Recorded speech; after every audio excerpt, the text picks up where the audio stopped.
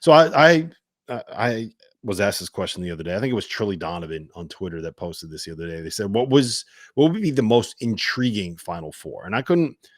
It's hard for me to say like intriguing, but I think that the Final Four that I would root for the most, that I would think would be the one that would get the most attention, the most eyeballs, would be the best for college basketball, and frankly, the best for the field of 68 would be UConn, Purdue, Arizona, and North Carolina. UConn, Purdue being the two best teams in the country. Arizona making sure that there's always going to be an insane environment in that building, and then the North Carolina Caleb Love narrative that we'll be able to track along with. UConn trying to repeat, Purdue trying to go from losing to a 16 to winning a national championship. There's just so many storylines. There's so many great teams. There's so many big brands.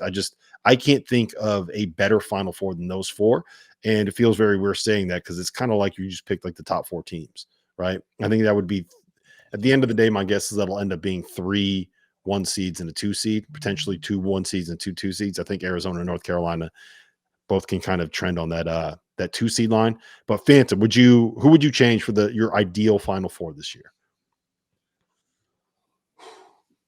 UConn, Purdue, because I just think that if we see Klingon versus Edey, that'd be amazing. Mm-hmm.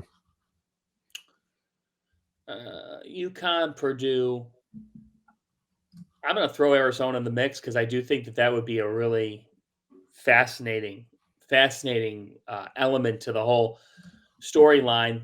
And then if I had to pick a fourth, I'm going to go with Dayton. I